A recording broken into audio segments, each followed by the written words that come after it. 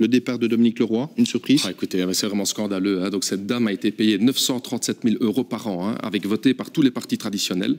Elle fait un plan de restructuration de 1900 travailleurs, et j'ai rencontré les travailleurs de Proximus. Ça, c'est des gens qui croient dans leur travail, qui ont donné tout ce qu'ils avaient. Restructuration, pas licenciement. Non, ouais, ok, mais c'est la même chose parce que ces gens sont évacués de la société, alors qu'elle-même, et ça je trouve c'est ce qu'on découvre ici à 1 heure, pendant qu'elle négocie pour mettre 1900 personnes dehors, elle-même se gère un nouveau job, juste la concurrence pour encore plus gagner de l'argent. Où va-t-on arrêter cette indécence? Ce que je veux, c'est une pension minimale de 1500 € pour tout le monde.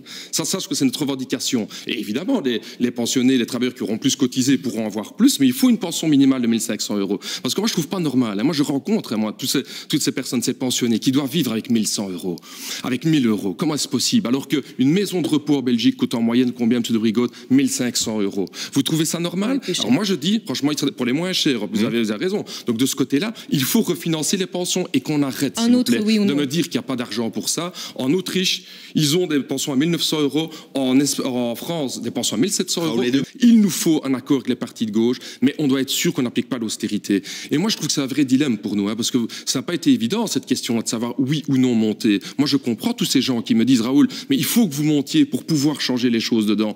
Mais vous êtes quand même d'accord que pour ça, on doit être sûr que le carcan dans lequel on est n'est pas celui de l'austérité. Mais le carcan ne le change pas de l'extérieur, mais quand on est dedans. Mais c'est ça qu'on voulait faire justement, et c'est pour ça qu'on a proposé au PS, et je répète, moi j'irai contre le PS parce que le MR c'était encore pire. Mais au niveau du PS, on a dit, est-ce que vous êtes d'accord que pendant 25 ans, on est dans ce carcan d'austérité, on ne va pas appliquer des taxes, comme les économistes disent, on ne va pas diminuer les dépenses, est-ce que vous êtes d'accord qu'on va faire ça? Et le PS nous a dit non, on va appliquer les budgets européens.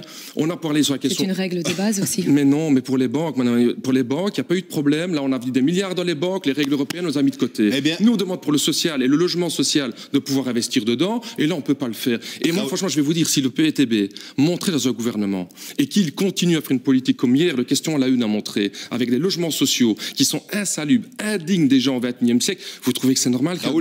Pour vous, l'affaire, parce qu'il faut parler d'affaires, de l'ISPPC, intercommunal des services hospitaliers de Charleroi, est-ce que c'est une Carolo bis? Est-ce qu'on est proche de ce fameux scandale des logements sociaux de l'époque ou pas du tout? En tout cas, on s'en approche vraiment grandement. C'est très clair, c'est que tous les éléments sont là. Donc on a une intercommunale avec les partis traditionnels qui décident d'eux-mêmes s'augmenter leur propre salaire. Je vous rappelle donc le directeur allait passer de 110 000 € à 246 000 € par an, dans une intercommunale de soins de santé, M. de Brigotte. C'est-à-dire où il y a des infirmières qui bossent par 3 équipes, 6, 2, 2, 10 la nuit, pour 1 500, 1 600 €, et eux-mêmes vont s'octroyer des multiplications par 3 ou par 4 de leur salaire. Deuxièmement, tous les partis traditionnels sont mis d'accord pour fonder un boulot, job sur mesure pour le frère d'Olivier Chastel, Thomas Salden, vraiment sur mesure.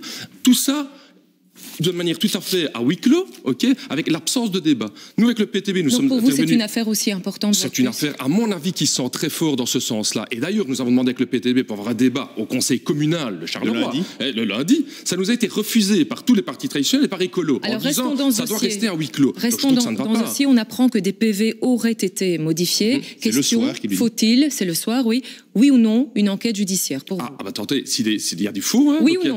Oui, la réponse c'est oui. Donc vous demandez une enquête judiciaire pour les SPPC. Et deuxièmement, nous avons demandé que la ministre de Bu envoie un délégué du gouvernement sur place, c'est quand même la moindre des choses, pour aller contrôler tout de A à Z, et ça nous a été refusé. Et ça ne va pas. C'est l'intervention que mon camarade Germain Megayango a fait au niveau du Parlement wallon hier, et ça nous a été refusé par tous les partis traditionnels. Et moi je pose la question, qu'est-ce qu'il y a à cacher dans cette affaire? Parce que c'est bien parce qu'on allait vous la poser. Oui, justement, on est 2 ans après Publifin. Soi-disant, ils allaient tous tirer les leçons de Publifin, et qu'est-ce qu'on voit? On recommence avec la même chose. Pire, ils utilisent les leçons de l'affaire Publifin, qui était celle de mettre un plafond maximal.